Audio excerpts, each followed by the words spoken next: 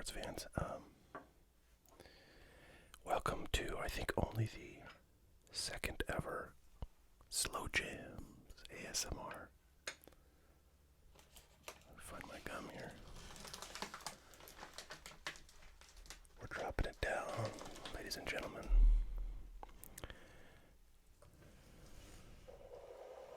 I'm gonna have to turn on the light, but I don't know if you can even see. Yeah, I guess you can kind of see this gum. Alright, so for those of you who did not see it the first time, I once did this video that I called Slow Jamz, where I did like a old school wax pack video. I'm gonna turn on the light. Everybody close your eyes. And I think I lit this same candle then too, as a kind of way to slow everything down, get real relaxed.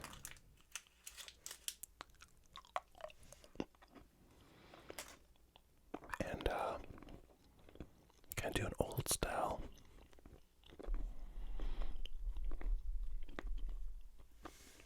ASMR video. I used to be like really deliberate in how I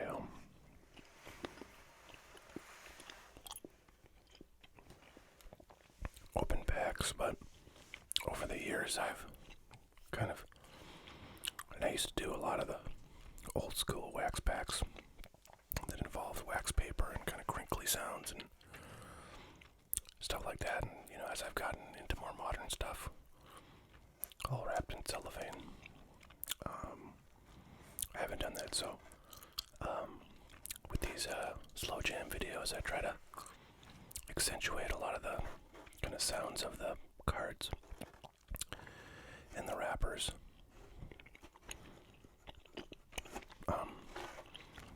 Alright, so the box we're going to open today is, I'm not sure I'm going to do this whole, I'm pretty sure I'm going to do like a fourth of this box, but this is a 1991 Topps baseball, and this is one of my favorite sets of all time because, as you can see, it says 40 years of baseball. Is like the 40th anniversary. Assuming that the first baseball card product that Topps produced was in 1951, which is true. It was kind of a crappy product that was much improved upon in 1952, which is one of the most iconic products in sports cards.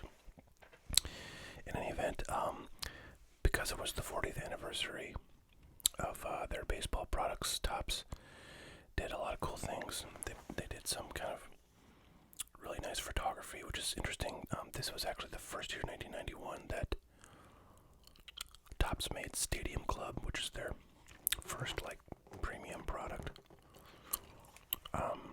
And that tended to have, over the years, you know, a lot of the types of photos you see on this box. This one, like, it's Benito Santiago looking up for a pop fly, and this Walt Weiss kind of in the air. And like this Wade box with just the clouds as the background, little kind of flash lighting in the front. I mean, this is all photography that's like way better than your average Topps flagship product back from the 80s and 90s. So it was pretty special, I thought, and I don't know, I always thought it was just the coolest thing. So I've always liked this set. It's always been pretty much worthless. There is a Chipper Jones rookie card you can get in here, I think. Pretty sure. Might be a draft pit card. But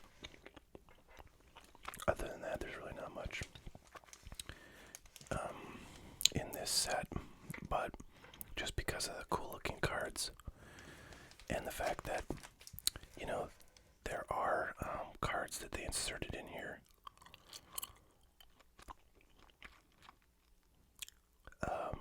from past Topps sets. Theoretically, you could win a 1952 Topps mantle because there's an entire 1952 set. It was one of the prizes, but I think you would probably get like redemption and it would be worthless. I always wonder with these old products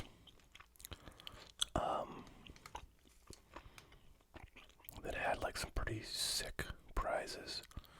You know, if there's anybody around that won them and can tell the story.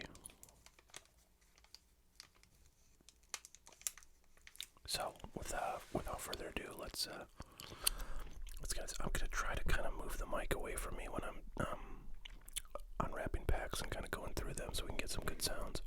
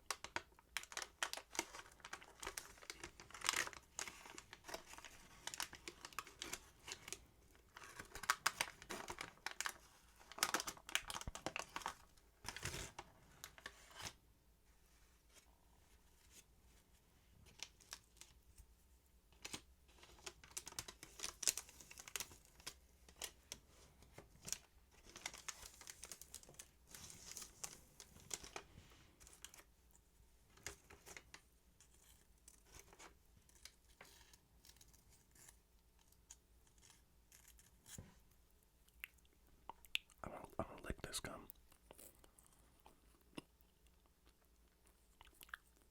I know it's actually got some sweetness to it, so I would not chew it, but taste-wise, it's okay.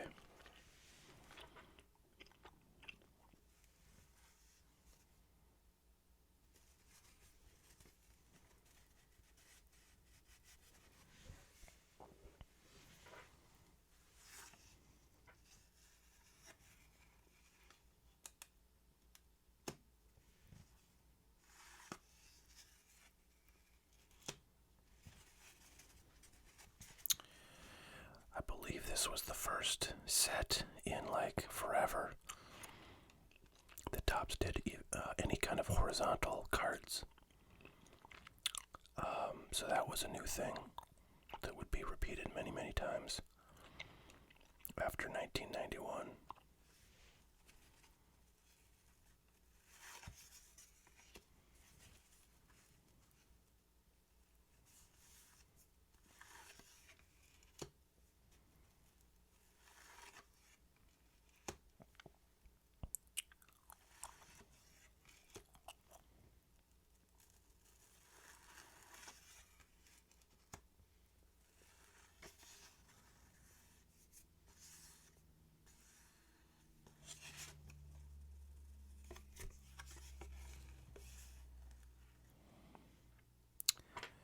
Alright, here's the instant game thing. So it says if you have an X number next to the Topps name on your game card. So right here, if it's Topps X and then a number, you are an instant winner, subject to verification. If you are an instant winner, blah blah blah blah blah. So kind of a bummer. I mean, you could tell that you're a winner, but you have no idea what you won.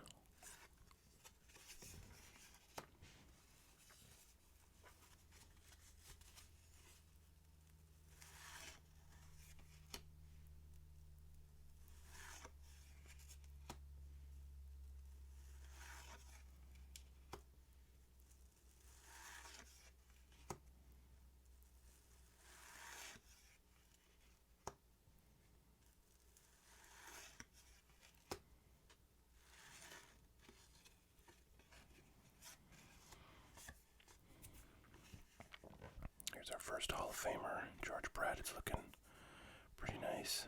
A little like printer error there, like little spot. But it's decently centered. It's definitely not perfect. So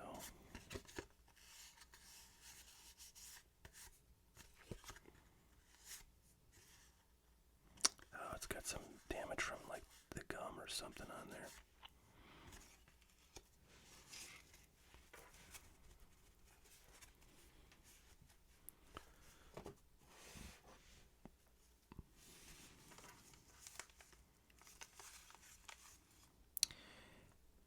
'91 was the last year that Topps actually wrapped their cards in wax paper. There are, in fact, 1991 Topps flagship cards that are wrapped in cellophane, but that was kind of a test. By 1992, Topps eliminated all wax wrapping from their products. So everything was in cello from 1992 onward.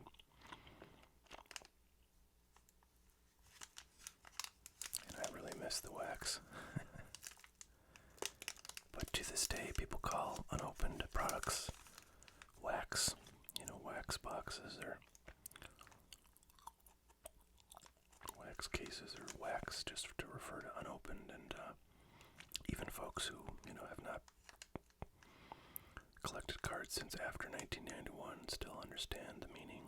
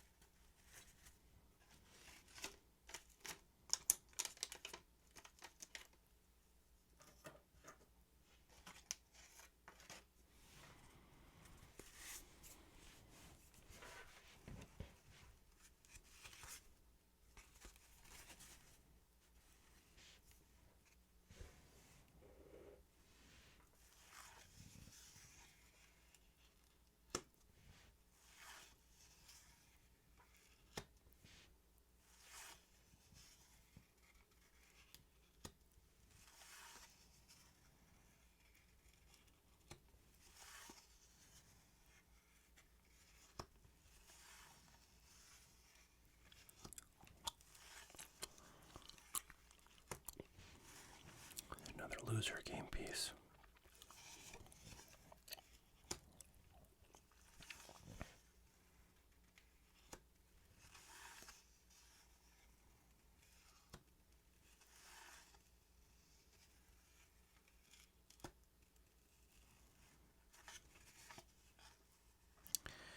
This is kind of interesting. I don't know if they did this at all before 1991, but I kind of think they didn't. This checklist is organized by team, and it's, as you can see, not in numerical order. So it's kind of cool for team collectors. Not so useful necessarily for folks that build sets like in just straight numerical order. But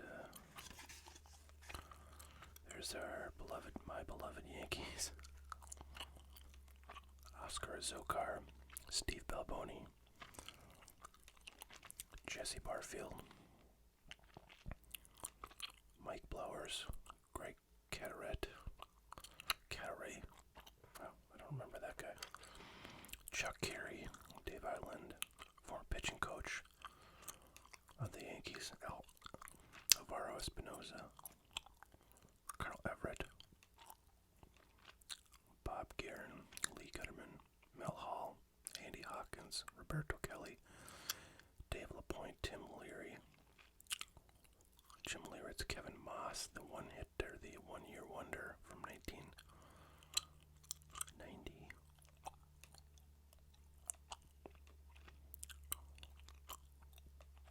Don Mattingly, Stump Maryland, Lee Mullins, Alan Mills, Matt Noakes, Pasquale Perez, Eric Plunk, Dave Rigetti, Jeff Robinson, Steve Sachs, Randy Velarde, Mike Witt.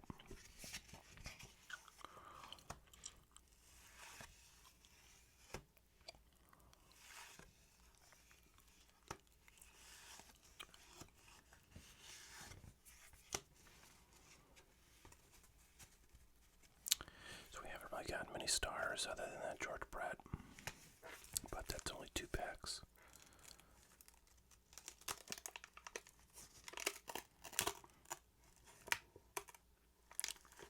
Little rip there.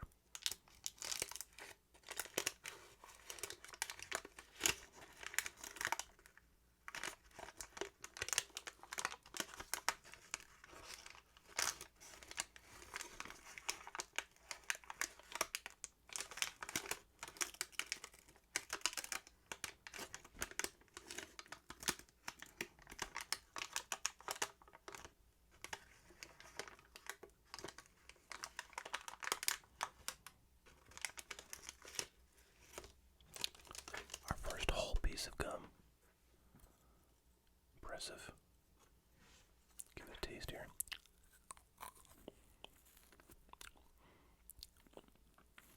That's pretty sweet.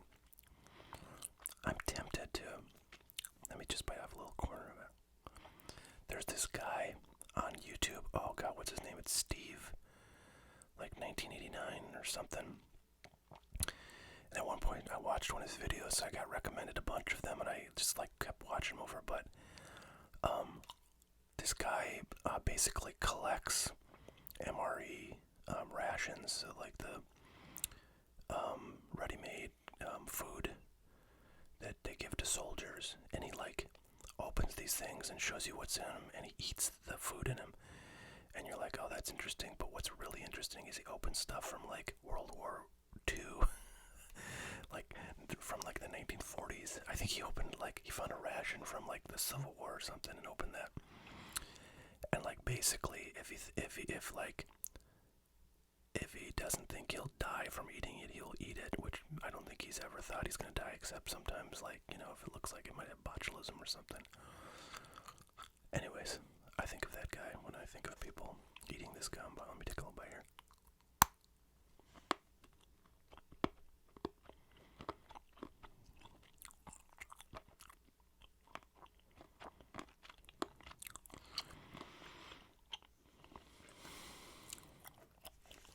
Yeah, so it's like, it just turns to, I mean, this is what they say when anybody ever eats this. It just turns to powder. It's just like a piece of hard candy, basically. Like, so it turns to powder and you swallow it. And, you know, the gum I have from this year, obviously, is just, you know, a totally different thing in my mouth. Alright, well, there you go. That's the first time I've ever eaten old gum. Even though I see a lot of people do that on, like, YouTube videos. Just because they've never done it and they're opening some old pack or something and they're like, I gotta try this. And they always say, oh, it just turns to like dust in your mouth. And, you know, that's exactly what it did. But I just took a tiny little corner piece. So I would not want to have an entire stick of powder in my mouth.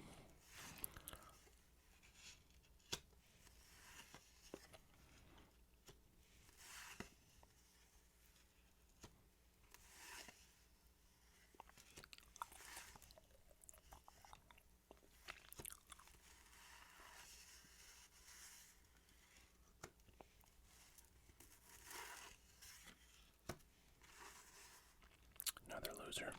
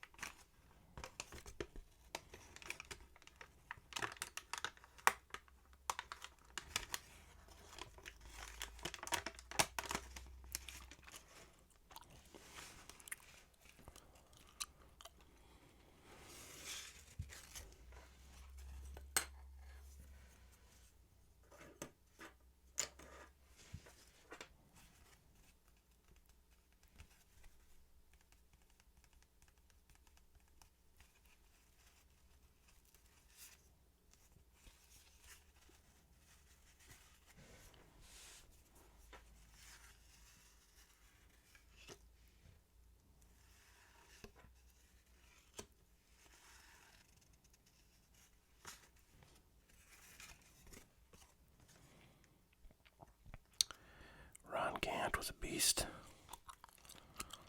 back in the late 80s, early 90s. 32 home runs, 33 stolen bases. Nice.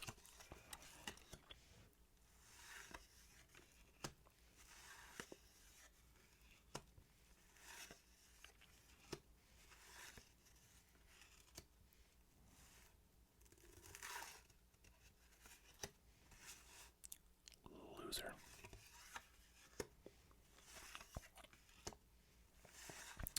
Stump Merrill, I think, was a manager only for like a couple of years, or maybe just 1 year. Born in Brunswick, Maine.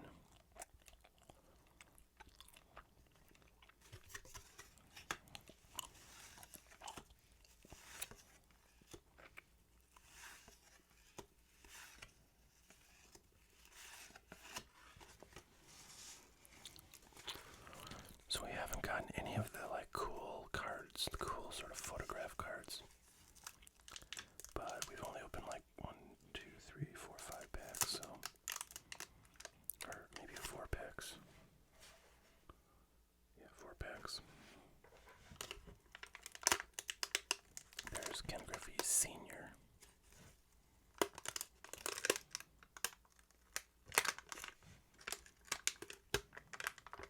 I feel like this might have been his last card. Or the last Topps flagship card. He was with the Mariners for like a minute, maybe only that 1 year. So we could play with his son.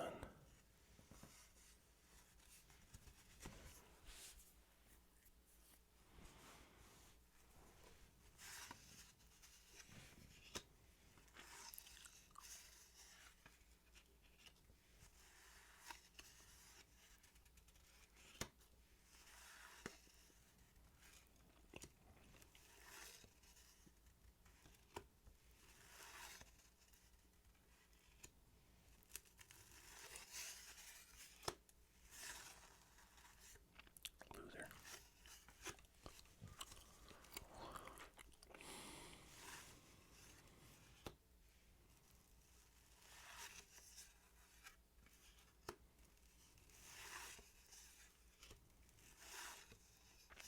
Hall of Famer, Edgar Martinez.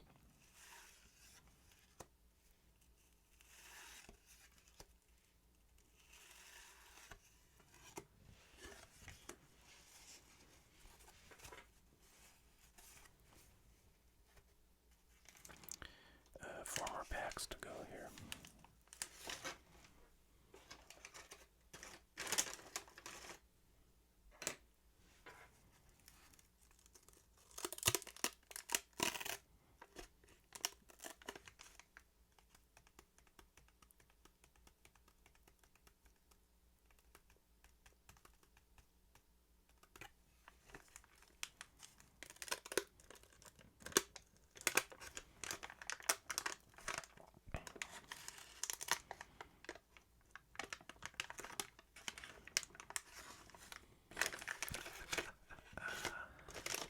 Oh wow, look at that. Funny, I was just thinking like, I hope we get the Ken Griffey Jr. cards so I can lay them out next to each other. Look at that. Beautiful. Father-son. Boy, this card's really nicely centered, but it's an end card. It's got the gum stain on there. Other than that, it looks really nice.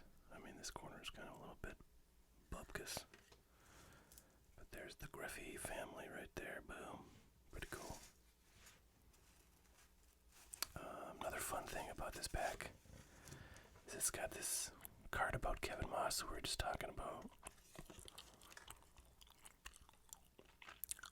Kevin Moss belts home runs at pace never previously attained in baseball annals. Bronx, New York, August 2nd, 1990. Boy, I remember that like yesterday. I mean, just that summer of 1990 when his stuff was going bonkers. Yankees Kevin Moss tonight belted the 10th home run of his brief career. It came in his 78th at bat to set Major League record. mark of 10 home runs and 79 at-bats was set by Red Sox George Scott in 1966.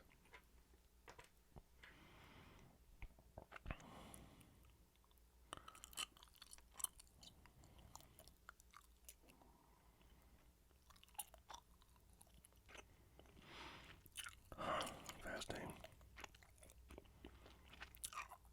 So that's one home run for every 7.8 at-bats, which is pretty nuts for a rookie, but yeah, kind of crazy. I mean, so in 1990, Kevin Moss had rookie cards in Upper Deck, in Fleer. There was like a two-player Star Rookies card in Fleer. In Leaf, which I don't think came out until, well, there was 2 series, so that might have come out relatively early. And gosh, I'm pretty sure he had a Donruss rookie card as well. Although I'm sketchy on that, I can't see it in my mind. Oh, and God, did he have a score? Yeah, he had a score. It was a All-Star rookie card from 1990 score. That's the set with the Bo Jackson black and white card.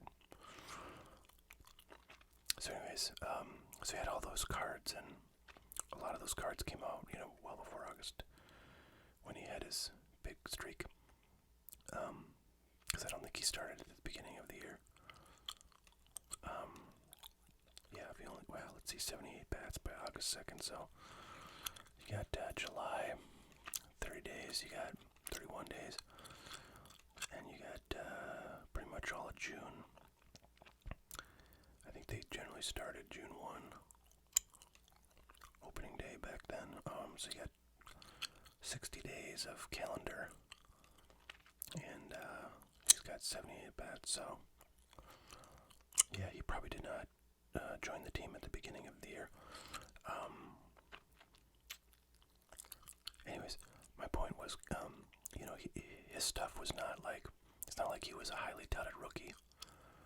I think, he had, there were decent prospects for him coming into the year, but nobody expected what happened. And, he faded as quickly as he came.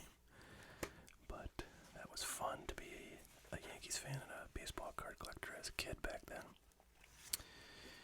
All your Kevin Moss cards were suddenly worth $10, and they were worth 50 cents at the beginning of the year. And I had a lot of them just because I liked the Yankees, so I would collect any Yankee rookies.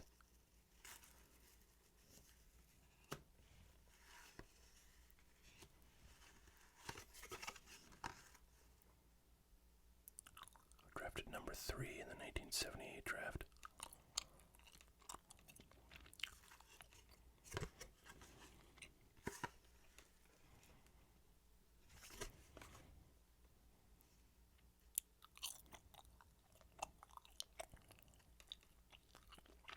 So this is crazy. He was drafted in 78, and he didn't, and not only that, he was, a very, top draft pick.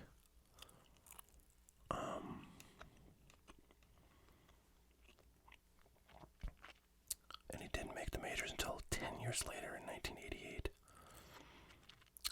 That's kind of crazy. I mean, these days you would never see that. If a guy's in the minors for 10 years, he's pretty much never getting up.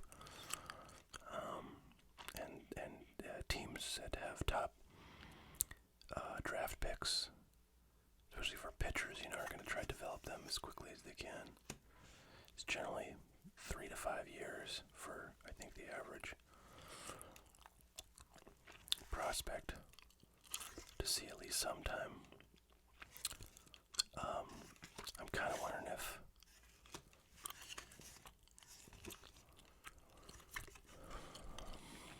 number 1 draft pick Ronnie Walden.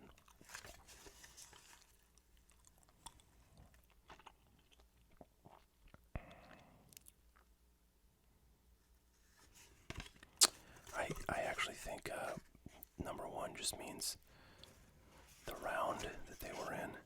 So Paul Gibson was not the third pick overall in '78. He was, I think, in the third round, which is a little bit different than how they do these. At least on like Bowman cards, they'll tell you the actual number they were picked, you know, in which round. Here's Nolan Ryan. Let's see when he was drafted. Number 30. No, I don't know. Maybe that is overall. We'll look at some more. But anyways, nice Hall of Famer card there. Oh, nice one coming up. Pete Gavilli, number one. Yeah, he was not number one overall pick. So that's got to be around, yeah. I guess Nolan Ryan was 13th round pick. I sort of vaguely remember that he was not like super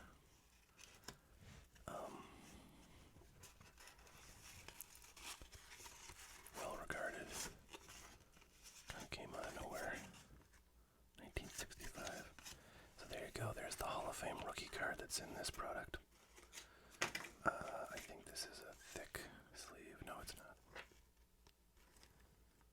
Oh, it's got the cut already. So that's a pretty. So that's like pretty much the best card you can get out of this product. Oh wow, this is a great pack.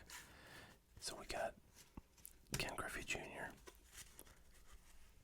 We got Tony Gwynn, rookie. Hall of Famer. We got Nolan Ryan, Hall of Famer, and we got our first number one draft pick subset card, and we got the best card in the box. So that's like a fantastic pack.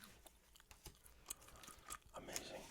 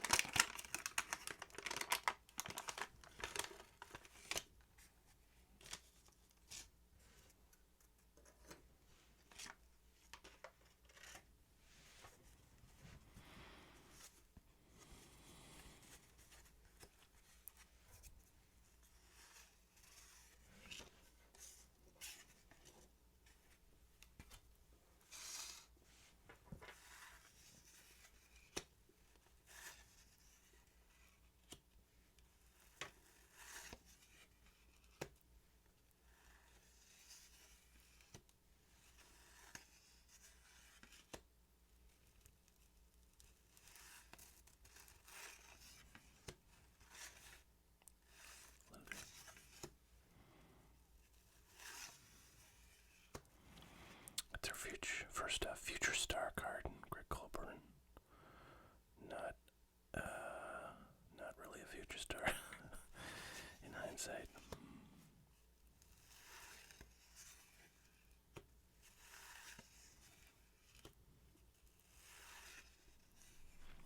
You know what I haven't seen yet is a rookie cup card. I don't think, anyways. I think the one that comes to mind is Frank Thomas.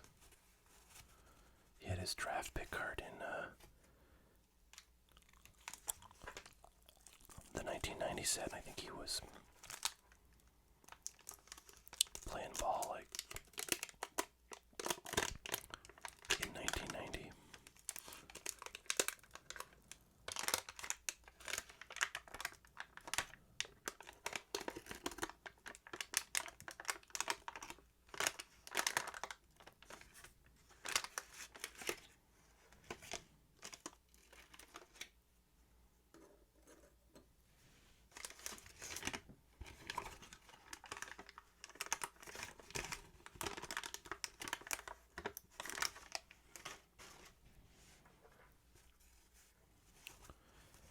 Charlie O'Brien and Charlie Hayes. That's the Charlie pack.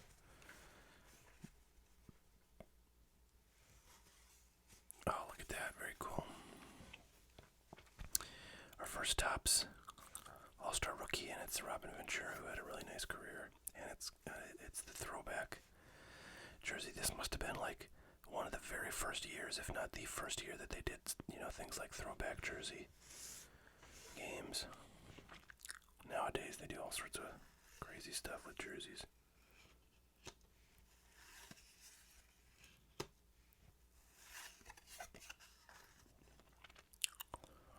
I feel like 91 was the year that Greenwell went like bananas and basically should have won the MVP, but got beat out by Canseco. I think that was 91, which would not be on the 91 card, of course. There's our first cool photo of a card from the box. Benny Santiago. His earlier cards had him as Benito.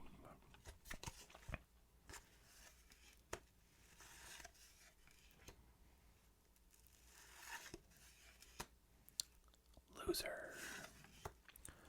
Lahu Zahar, as Ace Ventura would say. Ooh, number one. Wow, Tim Costo.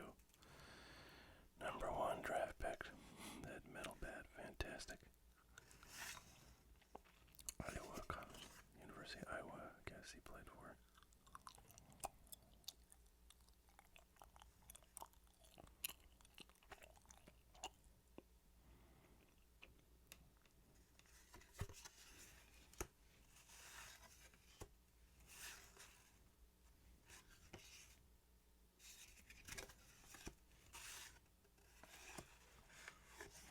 Alright, last pack coming up, folks.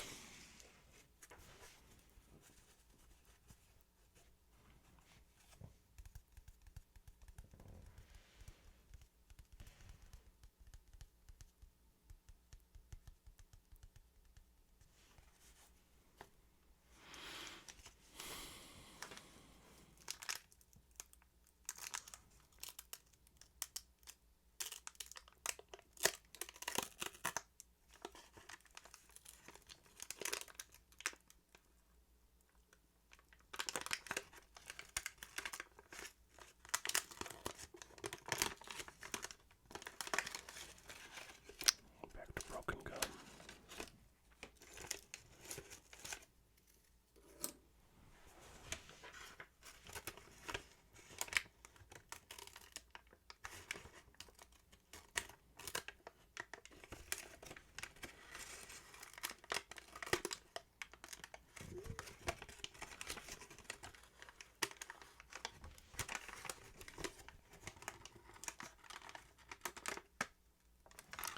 I just realized they've got some of the information on the sweepstakes here. One grand prize of all 40 years of Topps baseball card sets. Average retail value, $125,000. Good Lord, that would be worth a fortune now. 40 other prizes. So the grand prize was one of every set from 1952 onward. That would be nuts.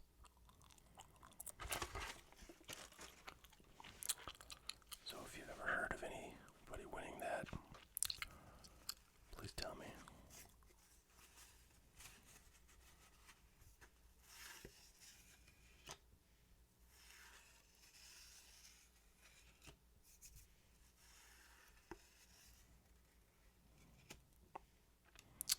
Ben McDonald, I believe, was a 1990 draft pick, maybe 89.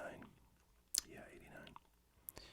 And he had a very short stint in the minors. He was playing in the majors by 1990 after being drafted in June of 89. So that's how quickly you can get to the majors if you're a top draft pick pitcher.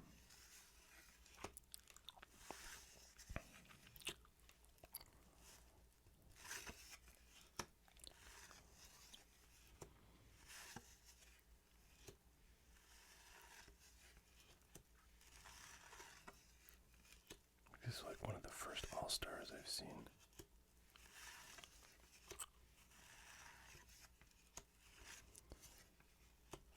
Alright, well, there you have it, folks. I think I'm going to, just for fun, put box of these up for sale in case anybody wants to play along. I've always kind of thought of doing that, you know, like doing a video of me opening some cards and then making packs available on my site. I've thought about doing that since way before I had a e-commerce site. Just thought it would always be fun to do. So I'm gonna try to get these listed on my site. I think I'll sell them for like 50 cents a pack, which is funny because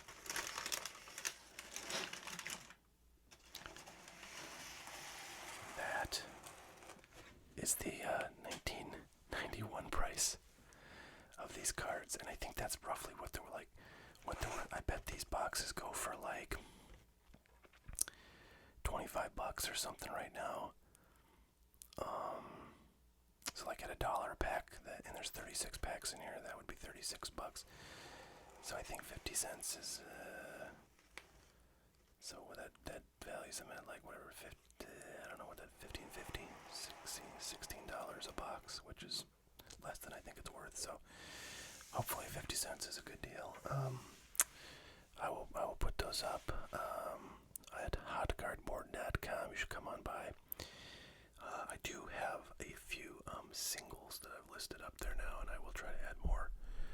I'm going to try to add some cheaper singles too, so if you want to add those in when you're getting something else and get that free shipping going, or you've already paid for shipping and it doesn't cost more to add stuff, that would be hopefully useful to some folks. I hope you've enjoyed this episode of